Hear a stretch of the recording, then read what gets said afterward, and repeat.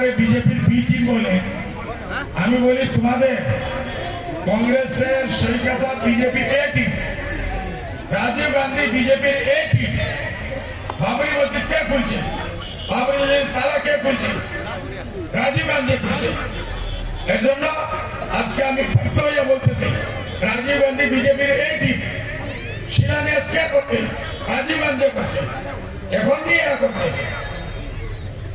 মসজিদ ভাঙ্গিয়া মন্দির কে বানাইছে? এরাই চান্স দিচ্ছে। এর জন্য বিজেপির এ টিমেরা, তারপরে আসামে শরিক আসাদ বিজেপির এ টিম। কেন আপনাদের আমাদের মাথায় বাংলাদেশি কে লেখছে?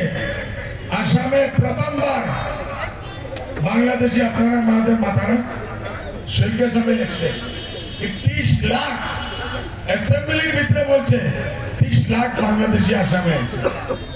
ওই সময় দিল্লিতে কংগ্রেসের সরকার, আমি বলবো বিজেপির সরকার, দিল্লির বিজেপি সরকারে হোম মিনিস্টার গৃহমন্ত্রী বলছেন না 30 লাখ নয়, আসামে 80 লাখ বাংলাদেশে এসেছে।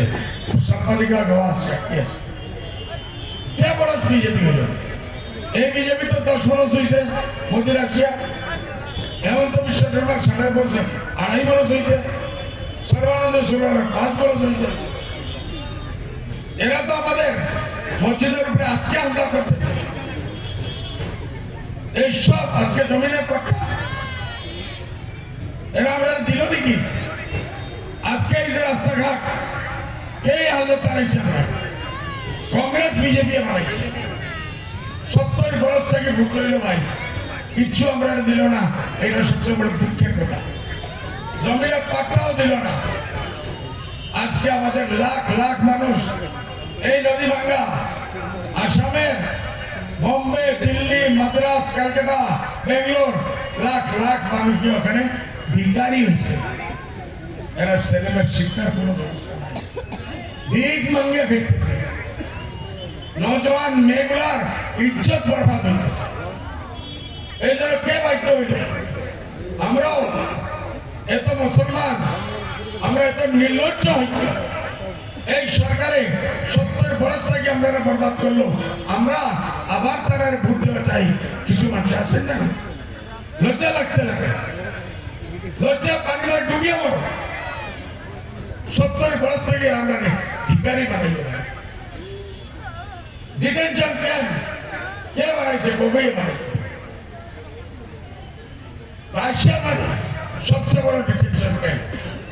আমাদের পপুলেশন হইল আসামে মাত্র 35%, অল ইন্ডিয়া 18%।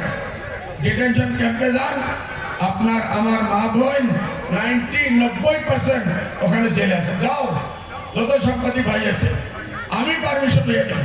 ইয়া দেখো, বলো এই কংগ্রেসীরা আর আমাদের মাথা কতদিন বিক্রি করবে?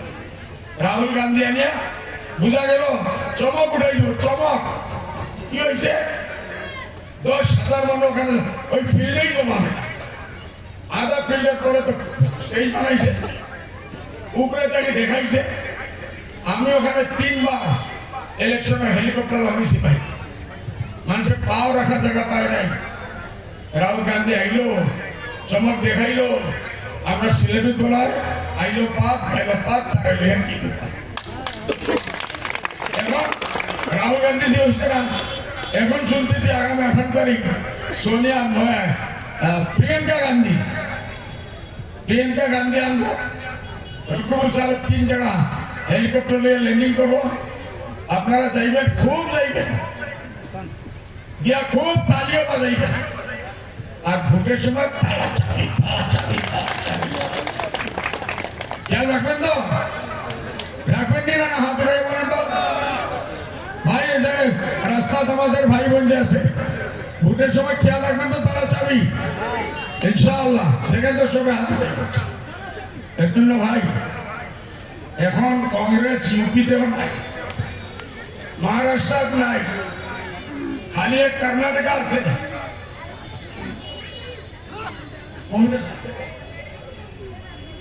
কংগ্রেস শেষ। আমরাই কংগ্রেসে ধরিয়ে রাখতেছি।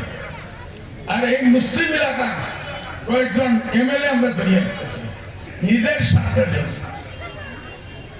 এরা চাইতেছে আবার মিনিস্টার হইব, আবার প্ল্যানের ইউনিভার্সিটির পয়সা নিয়ে যাবে, বাংলাদেশের পয়সা নিয়ে যাবে, আমাদের উন্নয়নের পয়সা নিয়ে তারা বড় বড় বিল্ডিং বানাইব, বড় বড় প্রপার্টি বানাইব। আমরা কি এতদিন আরো বলবো থাকবো? আকল দিয়ে কাজ করেন ভাই, আল্লাহকে বাঁচছে বুঝান, ঘরে ঘরে গিয়া কংগ্রেসি ভাই বোনকে বুঝান বলে ভাই আল্লাহকে বাঁচছে, পয়সা লালচ ছাড়ো, আল্লাহর ভয় করো। মরতে লাগবো, একদিন আল্লাহকে সামনে জবাব দিতে লাগবে। এটা ভুটো আমানত আল্লাহ। একজন সালিমকে তোমরা যদি নিয়ে বসাও, আমাদের এটা জবাব দিতে লাগবে। এখানে হিসাব শেষ না, হিসাব তো আরম্ভ হইল। কেউ মা ক্যান্সারে মরবো, কেউ বেটা ক্যান্সারে মরবো, কেউ হার্ট অ্যাটাক হয়ে মরবো, কেউ আরো কোন কোন বেমারির মধ্যে মরতেছেন না মরতেছেন।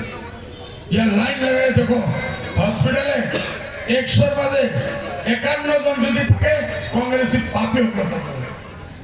আমি বলতেছি না আমার কোনো ভাই নেই, কংগ্রেসি ভাইরে আল্লাহকে বাঁচছে। আপনারা আমাদের ভাই, আপনারা আমাদের বন্ধু, অল্প হিসাব কিতাব করেন। কি দিল কংগ্রেসে?